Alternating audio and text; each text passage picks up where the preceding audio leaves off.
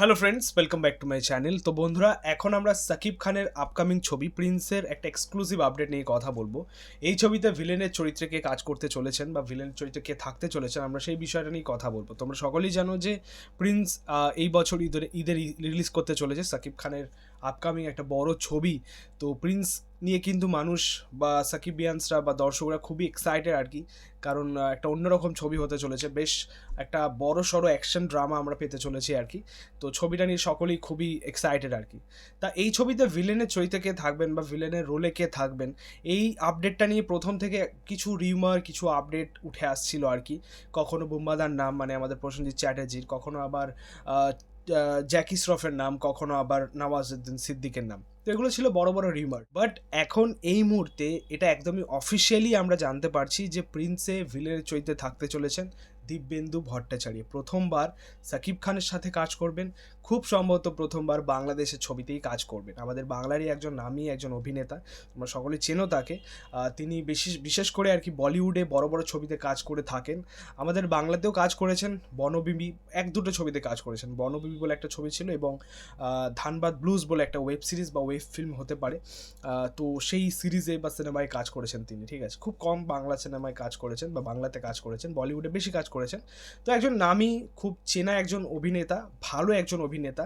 বেশ ভিলেনের চরিত্রে তার কিন্তু মানে এমনিতেও বলিউডে বলুন বা ধানবাদ ব্লুজে বলুন, ভিলেনের চরিত্রে তার অন্য একটা পরিচিতি আছে আর কি। তার লুকের সাথে খুব ভালো যায়, সেটা তার অভিনয়ের সাথে খুব ভালো যায়। তো প্রথমবার বাংলাদেশ ছবিতে এবং প্রথমবার সাকিব খানের সাথে কাজ করবেন এবং যেটা জানা যাচ্ছে যে মেন ভিলেনের চরিত্রে কিন্তু দিব্যেন্দু ভট্টাচার্য থাকতে চলেছে। কিন্তু এখন যেটা মেন বিষয়, দিব্যেন্দু ভট্টাচার্য প্রিন্সের মেন ভিলেনের চরিত্রে, এটা কিন্তু অনেক সাকিবিয়ানরা বা বাংলাদেশের দর্শকরা অনেকেই মেনে নিতে পারছেন না। তাদের কাছে এটা একটা নিরাশজনক বিষয়।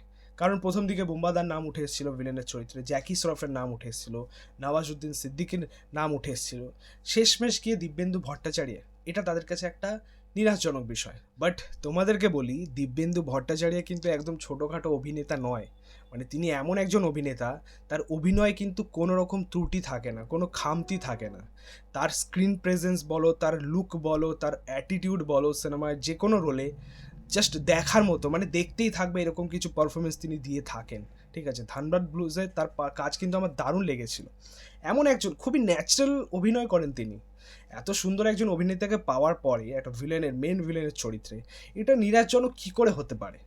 অ্যাকচুয়ালি না, এই ফেস অফটা আমিও দেখার জন্য এক্সাইটেড, ঠিক আছে। প্রথমবার সাকিব খান ভার্সেস এই দিব্যেন্দু ভট্টাচার্যের যে ফেস অফটা, সিরিয়াসলি বলছি, আমি তো খুবই খুশি এই পেয়ারটাকে পেয়ে। খুব ভালো, মানে একটা অ্যাকচুয়ালি সারপ্রাইজ ছিল এটা, মানে কোনো রকম নিরাশ করার মতো বিষয় না, অ্যাকচুয়ালি একটা সারপ্রাইজ ছিল। ওভারঅল প্রিন্সের একটা সুপার কাস্টিং হয়েছে, হিউজ কাস্টিং হয়েছে। দিব্যেন্দু ভট্টাচার্য, সাকিব খান, দু তিনটে নায়িকাও বোধহয় রয়েছেন, আরও কিছু অ্যাক্টাররা রয়েছেন, সাপোর্টিং চরিত্র রয়েছে। তো সব মিলিয়ে প্রিন্সের কাস্টিং এখন অবধি দারুণ হয়েছে। এবার দেখা যাক ওভারঅল তাদের প্রেজেন্টেশন কেমন হয়, এই চরিত্রগুলোকে কিভাবে কাজে লাগানো হয়, তাদের ভূমিকা, তাদের গুরুত্ব কতটা কী থাকে। যাই হোক, এই ছিল আপডেটটা। তোমাদের মতামত, রিয়াকশন কিন্তু অবশ্যই কমেন্টে জানিও। ভিডিওটা ভালো লাগলে অবশ্যই লাইক, কমেন্ট, শেয়ার করে দিও। পাশে থেকে সাপোর্ট করো, চ্যানেলটাকে অবশ্যই সাবস্ক্রাইব করেছো, পাশে থাকা বেল আইকন প্রেস করে দিও পরবর্তী ভিডিওগুলো আপলোড। Thank you.